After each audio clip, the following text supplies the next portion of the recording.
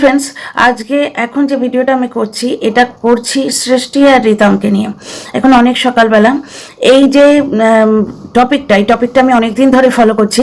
এই টপিকের প্রতি আমার দৃষ্টি আকর্ষণ করেন আমার এক দর্শক বন্ধু, যিনি এই সৃষ্টির অত্যন্ত একজন মনোযোগী ভিউয়ার এবং ফ্যান। তার মনেও কিন্তু কিছু ডাউট ক্রিয়েটেড হয়েছে। আর যেভাবে ভিডিও নামছে ভার্চুয়ালি সৃষ্টির বর্তমান হাজবেন্ড যে রিতম, তাকে আর কেউ হাজবেন্ড বলছে না, তাকে দেওর বলছে।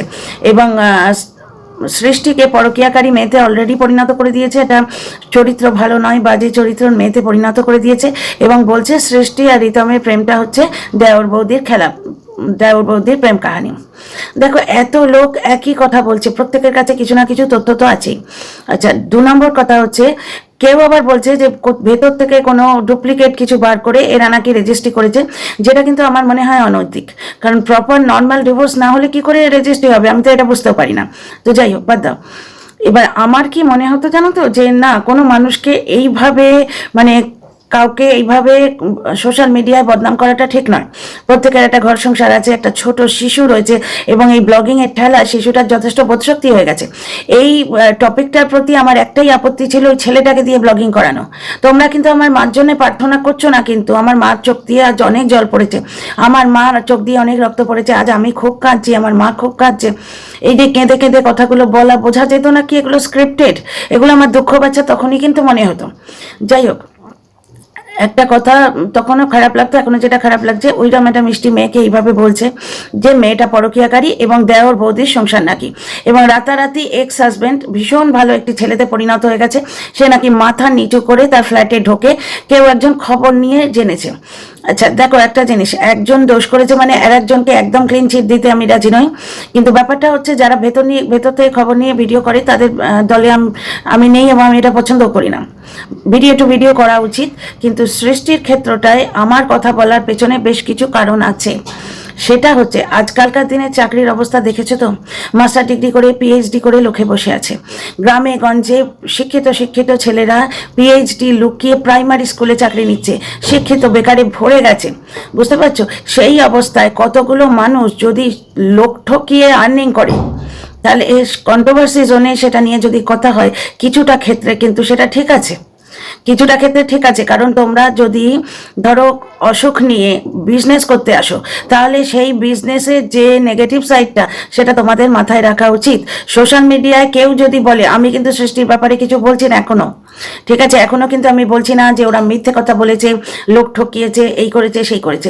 বর্তমানে ভিডিও দেখে আমি ভিডিও করছি। আচ্ছা, একটি ভিডিও এইমাত্র দেখে এলাম।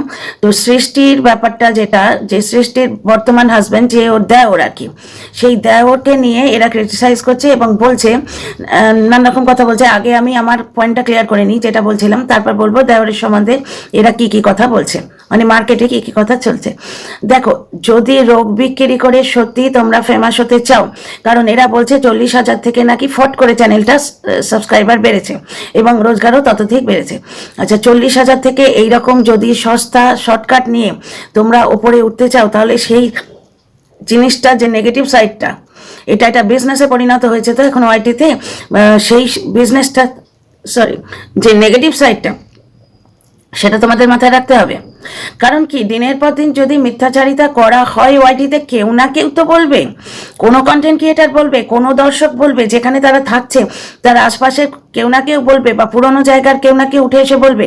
সুতরাং এরম বিন্দাস বাজে কথা ওয়াইটিতে ছড়িয়ে দেওয়া যায় না, এটা ভেবেচিন্তেই কিন্তু নামা উচিত ছিল। আচ্ছা, এখন যে কথাটা উঠে আসছে সেটা হচ্ছে সৃষ্টির হাজব্যান্ড, কারণ যেহেতু ডিভোর্স প্রপার হয়নি, সেই হাজব্যান্ড একে এখন দেওর বলা হচ্ছে। বুঝতে পারছো তো? তো সৃষ্টির হাজব্যান্ড নাকি ভীষণ ভালো মানুষ এবং সে বদনামের ভয়ে নাকি এতদিন কিছু বলেনি। দেখো, মাথায় একটা দাগ কিন্তু আমি দেখেছিলাম যখন চুলটা কাটা হয়েছিল।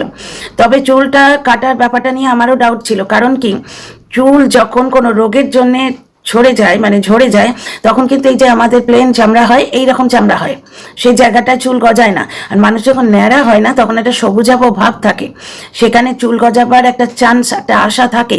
কুচি কুচি ঘাসের মতো মাথায় কিন্তু হালকা হালকা চুল যে বেরোবে, এবার এই পোর্সগুলো দেখা যায়, কি এভরিথিং ইজ নর্মাল, জাস্ট চুলটা কেটে দেওয়া হয়েছে। বুঝতে পারছো তো? এইবার এই সময় কিন্তু মাথার মাঝখানে একটা দাগ ছিল, সেটা আমি দেখেছি। এবার সেটা মাথায় রড মারার দাগ কিনা সেটা তো বলতে পারবো না, কিন্তু একটা দাগ দেখেছি। আচ্ছা, এইবার কিছু কন্টেন্ট ক্রিয়েটার কমেন্ট তুলে পড়ে শোনাচ্ছে যে কিছু ডাক্তার নাকি কমেন্ট করেছে যে চোখ দিয়ে ওইভাবে রক্ত পড়ে না। এটা আমি তোমাদের সামনে জাস্ট প্রস্তুত করছি বিভিন্ন যুক্তিতর্ক। তোমাদের মধ্যে যারা ডাক্তার আছো তারা বলবে যে ওইভাবে চোখ দিয়ে নাকি ব্লাড পড়ে না, 1 নম্বর।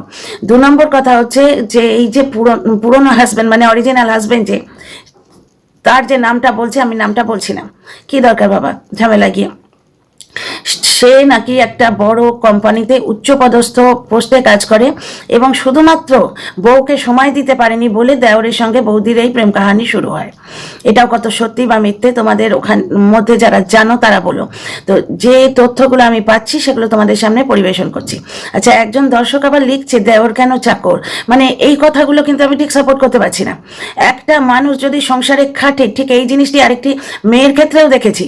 সে যখন তার বাবার আশ্রয়ে গিয়ে দাঁড়ায় তখন বলে, কোনো কাজ করলে বলে যে বাপের বাড়িতে চাকরানিগিরি করছে, দাদা বৌদি ছিখাচ্ছে, কাজ না করলে গায়ে হাওয়া লাগিয়ে চলে যাচ্ছে। তারপরে এত সাইবার বুলিং এর জন্য যখন সে নিজের একটা অ্যাড্রেস নিচ্ছে তখন তাকে বলা হচ্ছে বাবার বাড়ি থাকতে নতুন অ্যাড্রেসে কেন যাচ্ছিস। সুতরাং এই ধরনের সাইবার বুলিং বা এই ধরনের কমেন্টকে কিন্তু আমি পাত্তা দিচ্ছি না যে দেওর কেন চাকর। কিন্তু একটা জিনিস যে পুরো মানে ভিডিওটার মধ্যে একটা পুরুষ মানুষকে আমরা ক্লান্ত পরিশ্রম করতে দেখেছি। আজকে যে ব্লগটা দেখলাম সেখানে দেখলাম যে মাঝে মাঝেই জ্ঞানগর্ভ কথা বলা হচ্ছে এবং তারপর নর্মাল ব্লগ। মাঝখানে দেখলাম যে ইয়েতে গেছে, মানে বাজারে গেছে, কিন্তু এটিএম থেকে টাকা তুলতে ভুলে গেছে, আবার ফিরে এলো। তারপর বাড়িতে গাছ পুঁতছে, বেশ কিছু জিনিসে খটকা লাগছে। যেখানে জানলেওয়া বিমারি থাকে না, জানলেওয়া অসুখ থাকে, সেখানে জীবনযাত্রাটা জাস্ট কাজ চালানো, কাজ সারা, দায় সারা একটা জীবনযাত্রা হয়। এখন তোমরা বলবে যে মানুষ তা বলে কি বাঁচা ছেড়ে দেবে একটা বিপদ হয়েছে বলে? না না, মানুষ ইচ্ছে করে কিছুই করবে না, কিন্তু মানুষের মনটা ওই রকম হয়ে যায়।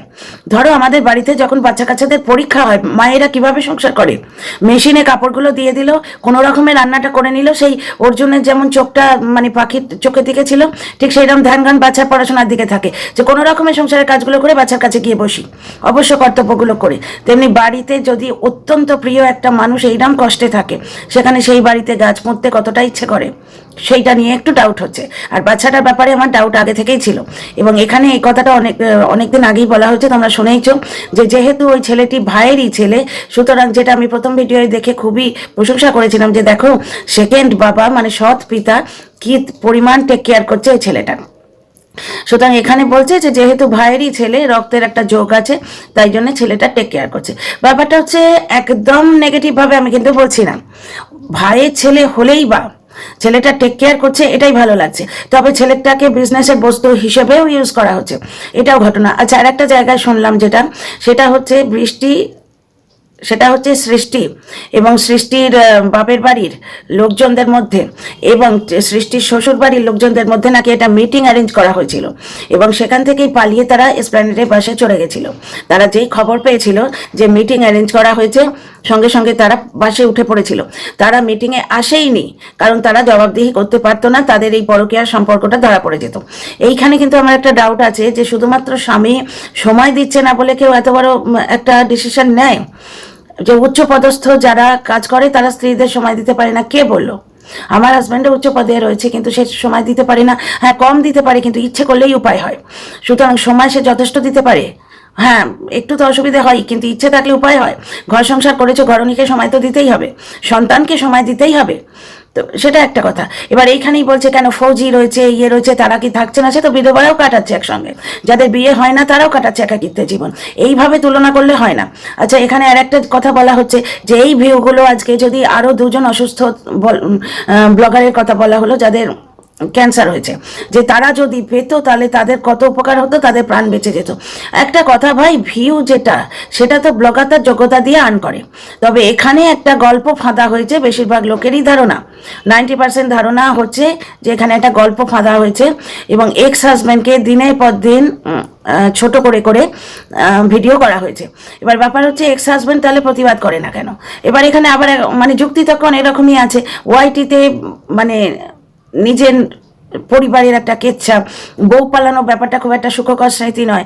একজন তার বউ পালানোকে বিক্রি করে বড়লোক হয়ে গেছে বলে সবাই তো তা করতে চায় না, সেইখানে হয়তো আসেনি। কিন্তু দিনের পর দিন যখন এক্স ওয়াইফ দিনের পর দিন বলে যাচ্ছে যে মাথায় এমন রড দিয়ে মেরেছে যে চোখ দিয়ে রক্ত পড়ছে, এই ভিডিওগুলো যখন আমি আগে দেখেছিলাম, আমিও তো একটা দানব বা একটা মনস্টার, একটা রাক্ষস গোছের প্রাণীকে ইমাজিন করেছিলাম। তো সুতরাং কোথাও না কোথাও থেকে জিনিসগুলো উঠে এলেই ভালো হতো। যাই হোক, সে পক্ষ নিরুত্তর আছে। দিনের পর দিন এক্স হাজব্যান্ডের সম্বন্ধে বলা হয়েছে, এক্স হাজব্যান্ড প্রচণ্ড অত্যাচারী, মাথায় এমন মেরেছে যার জন্য মানে এইরকমভাবে চোখ দিয়ে জল পড়ছে, এত ভয়ঙ্কর একটা অসুখ হয়েছে। তারপরে একটা কথা বলা হচ্ছে যে এরা ভবিষ্যতে চিকিৎসা করাতে যাবে, কারণ লোকে এখন গুনে নিচ্ছে যে এরা আবার একটা নাটক দেবে, সেখানে ভবিষ্যতে চিকিৎসা করাতে যাবে। কিন্তু চিকিৎসা করাতে ওরা যাবে না, ওরা চেন্নাইতে যাবে না, ওরা কোথাও বেড়াতে যাবে। কারণ ব্লগের মধ্যে প্রায়ই বলে যে রোজগার করছি, আমরা খাবো না। এইখানে দর্শকদের এবং কন্টেন্ট ক্রিয়েটারদের বক্তব্য হচ্ছে কোন রোগে কি কি খেতে হয়। তোমার স্ত্রীর যে রোগটা হয়েছে, এক তো রোগের সম্বন্ধে তুমি একটা ধোঁয়াশা বানিয়ে রেখেছো, রোগটা ডিরেক্টলি বলছো না। দ্বিতীয় কথা হচ্ছে কোন রোগে কি কি খেতে হয়, তোমার স্ত্রীর রোগে কি কি খেতে হয় সেগুলো তুমি দর্শকদের বলো, কারণ তুমি রোগ বেচতে এসছো। কথাটা বলতে খুবই খারাপ লাগে, ওই জন্যই আমি এই টপিকটা নিয়ে কিন্তু ভিডিও করছিলাম না। কিন্তু আজকে যে মানে লিঙ্কটা পেলাম এবং 2-4 দিন ধরে এই ভিডিওটা দেখছি, তো মানে এই টপিকে সুতরাং নিউজ ফিডে আসছে, অত্যন্ত বাজেভাবে অ্যাটাক করা হচ্ছে এই সৃষ্টিকে। তখন কিন্তু আমার মনের মধ্যে প্রশ্নটা উঠছে যে এদিক ওদিক থেকে দর্শকরা সাপোর্ট করছে, দর্শকরা প্রশ্ন মানে দিচ্ছে, তথ্য তুলে দিচ্ছে। কোথাও না কোথাও যেভাবে হাইপ করে ব্যাপারটাকে দেখানো হচ্ছে, অতটা না হলেও 5% অন্তত আছে।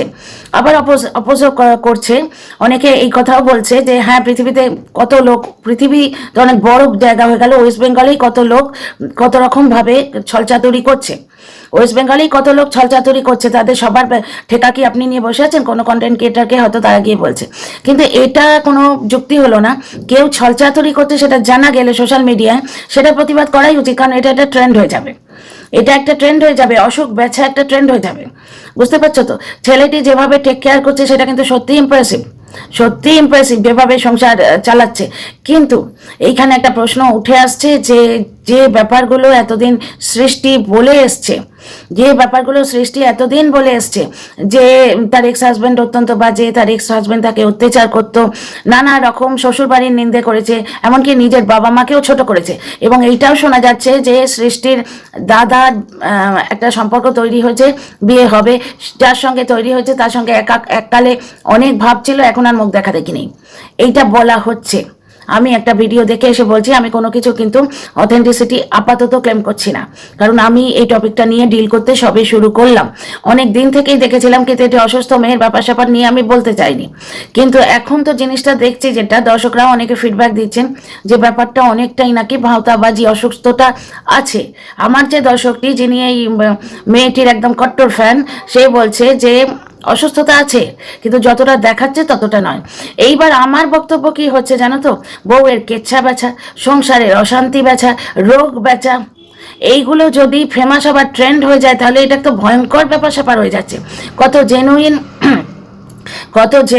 লোক, কত জেনুইন লোক আছে যারা মানে যোগ্য, আর্ন করার যোগ্য, তারা কিন্তু উপযুক্ত সুযোগ পাচ্ছে না, তারা মিথ্যে কথা বলতে পারে না, ভাওতাবাজি করতে পারে না, তারা বাড়িতে বসে আছে। আর কিছু লোক শুধুমাত্র ভাওতাবাজি করে দিনের পর দিন কামিয়ে চলে যাবে, বুঝতে পারছো? কিছু লোকের ইমোশনের সঙ্গে খেলবে, সেটা তো ঠিক নয়। আচ্ছা, এখানে একটা মজার কথা ভারী মনে পড়ে গেল, ভারী মজার কথা, মানে দোগলামও তো পৃথিবীর সর্বত্র। আজকে মানে একটা রিলেট করছে, কিন্তু একটা ছোট্ট কথা মনে পড়ে গেল, তাই তোমাদের বলছি, যেটা রিলেটেড এই টপিকের প্রতি। আজকে এই যে রনু, একটা লোক উঠে এসছে, নন বেঙ্গলি লোক, সে উঠে এসে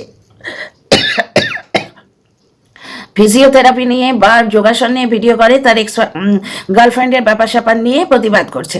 সেই ক্ষেত্রে একজন কন্টেন্ট ক্রিয়েটার বলছে যে পৃথিবীতে তো কত লোকই, ওয়েস্ট বেঙ্গলে কত লোকই মানে জালসাজি করে, ধাপ্পা দিয়ে রোজগার করে, সবার ঠেকা কি তুমি নিয়ে রেখেছো? আপনি নিয়ে রেখেছেন, তাহলে এক্স গার্লফ্রেন্ডের ব্যাপারটাই বা আপনি বলতে এলেন কেন? সেই কন্টেন্ট ক্রিয়েটারই কিন্তু আজকে সৃষ্টির ব্যাপারটা নিয়ে সরব, এক্স হাজব্যান্ডকে একদম ক্লিন চিট দিয়ে দিচ্ছে এবং সৃষ্টিকে একটি পরকীয়াকারী মেয়ে বলে দিচ্ছে। দেখো, এক্স হাজব্যান্ডের সঙ্গে ঝামেলাটা শুধুমাত্র উচ্চ পদে কাজ করে, তাকে সময় দিতে পারে না, এইটুকুর জন্য হচ্ছে বলে আমার মনে হয় না। একটি সন্তানের মা, যার সন্তানের পিতা, সে বুঝতে পারছো তো? ঝামেলাটা শুধু এই কারণে হচ্ছে মনে হয় না। তবে দেওর বৌদি প্রেম তো জীবনে এই প্রথম নয়, এর আগেও হয়েছে, বুঝতে পারছো তো? সুতরাং দেওর বৌদির অ্যাট্রাকশন এটা ঘটে, আস্তে আস্তে পুরো আসল জিনিসটাই নিয়ে আসবো তোমাদের সামনে। কিন্তু সবাই কিন্তু একই কথা বলছে যে এই যে রিতম, এ হচ্ছে তার বৌদির খুড়তুতো দেওর, বুঝতে পারছো? এবং ওই প্রথম যে স্বামী তার সঙ্গে ডিভোর্স হয়নি।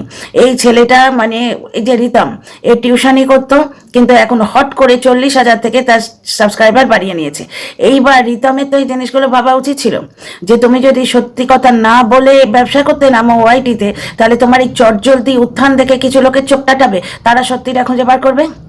বুঝতে পারছো? ডেফিনেটলি অন্য লোকের চোখ তো টাটাবেই, যারা দিনের পর দিন মেহনত করে তোমার ইউটিউবে ভিডিও দিয়েই যাচ্ছে, সেই হাইটে পৌঁছতে পারেনি। এখানে তাহলে মিথ্যে বিক্রি করলে লোকে বলবে না, এসে মিথ্যে বিক্রি হচ্ছে সেখানে বলবে না? আচ্ছা, এই বেড়াতে যাওয়ার ব্যাপারটা তো বলা হলো না। এরা নাকি ডাক্তার দেখাতে যাবে, কিন্তু এরা চেন্নাইতে যাবে না। তোমরা তো জানোই ওয়াইটিতে সব গণৎকার বসে থাকে, তো এরা চেন্নাইতে যাবে না, এরা খাবে আর ঘুরতে যাবে, বেড়াতে যাবে। তো সেই ধরনের ব্লগ যখন আসবে তখন সেটা নিয়ে কন্ট্রোভার্সি করব, যা দেখতে পাচ্ছি সেটা নিয়ে বলবো। আজকের ভিডিওতে একটা জিনিস অদ্ভুত লেগেছে, যে ওই ফুল গাছ পোঁতাটা যে বাড়িতে, হ্যাঁ, তার মানে তোমরা কি বলবে যে মানুষ সব সময় মুখ লটকে বসে থাকবে, সব সময় ওরে বাবারে আমার কি হয়ে গেল রে, সর্বনাশ হয়ে গেল, এরকম করবে? আর ব্লগে 24 ঘন্টা ওই দুঃখ দুর্দশা দেখলে কিছু মানুষ তো দেখবেও না।